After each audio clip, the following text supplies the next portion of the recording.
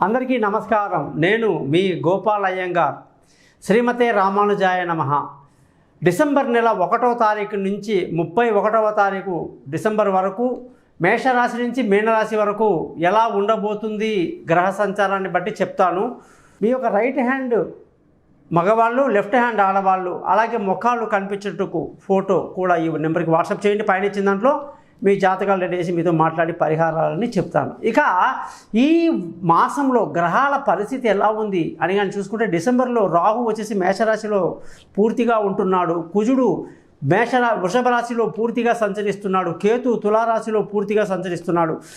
సూర్యుడు 17వ తారీఖు 18వ తారీఖు వరకు 17 వరకు ధనుసు రాశిలోకి ప్రయాణించడం జరుగుతుంది. అలాగే శుక్రుడు, బుధుడు ధనుసు రాశిలోకి రావటం, అక్కడి నుంచి ధనుసు రాశి నుంచి బుధుడు వచ్చేసి ఆ నెల ఆఖరిలో అంటే 28వ తారీఖు డిసెంబర్ నాడు మకర రాశిలోకి రావడం జరుగుతుంది. శుక్రుడు కూడా 30వ తారీఖు నాడు డిసెంబర్ నెల ఈ యొక్క మకర రాశిలోకి రావడం జరుగుతుంది. ఆల్మోస్ట్ మనం ధనుసు రాశి అని అనుకోవచ్చు. కాబట్టి శని కంప్లీట్గా మకర రాశిలో ప్రయాణించడం.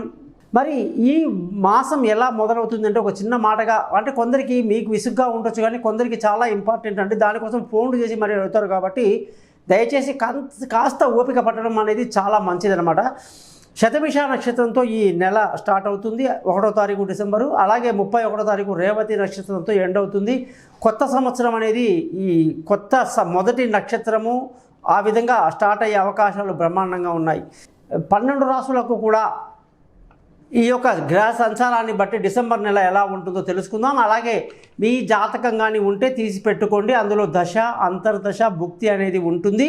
ఆ భుక్తి బాగుండి నేను చెప్పేది బాగుంటే మిమ్మల్ని ఎవరు పట్టలేము.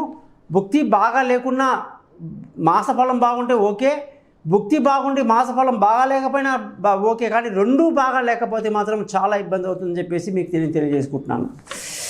ఇక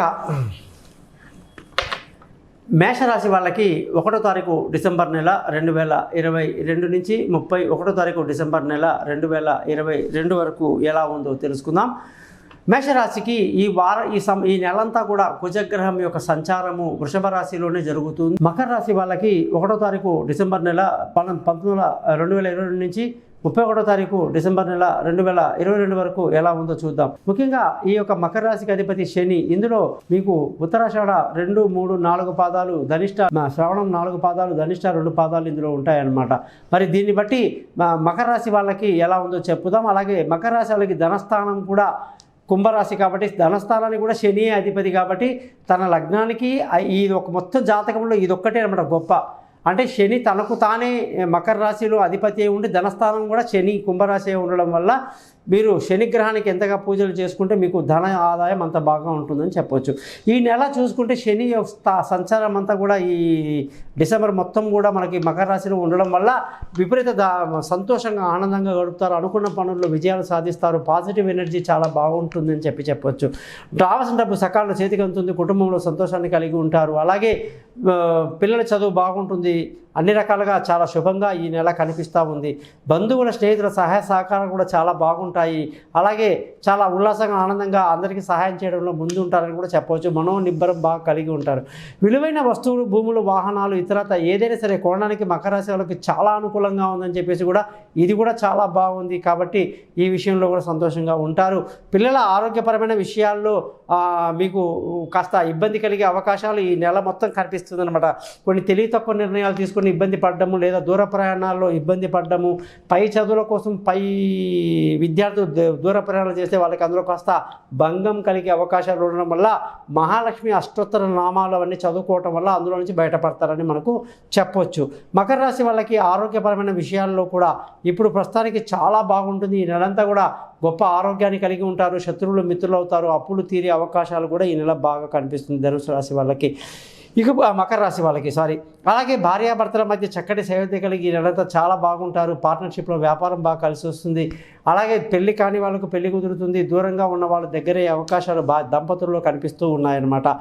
అలాగే అదృష్టం కానీ చూసుకుంటే ఈ నెలంతా కూడా మకర రాశి వాళ్ళకి అదృష్టం అనేది అస్సలు లేనే లేదు. అదృష్టం మీద ఏమాత్రం డిపెండ్ అవ్వద్దు. నాన్నగారి నుంచి ఎటువంటి సహకారాలు ఇప్పట్లో లభించదు. తండ్రి నుంచి రావాల్సిన ఆస్తిపాస్తులు ఏవైనా సరే రాదు అని చెప్పేసి నిర్ణయించుకోవాలి.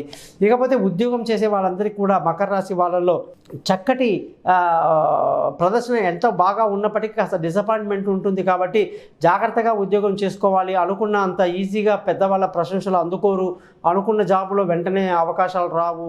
అలాగే ఇంటర్వ్యూలో కూడా చాలా జాగ్రత్తగా మీరు ప్రతి ఇది ఆలోచన చేయాలి. మరి అలాంటప్పుడు దీనికి మీరు లక్ష్మీ అష్టోత్తరాలు, ఆ కనకధర స్తోత్రం చదువుకోవటం అనేది మంచిది. వ్యాపారం చేసే వాళ్ళందరికీ కూడా ఈ నెల మంచి లాభాలతో వ్యాపారం బాగా ఉంటుంది. వ్యాపారంలో బాగా రాణిస్తారు. అన్ని రంగాల వారికి చాలా అనుకూలంగా ఉందని చెప్పొచ్చు. మకర రాశి వాళ్ళు ఖర్చుని చాలా అదుపులో పెట్టుకుంటారు ఈ నెలంతా కూడా.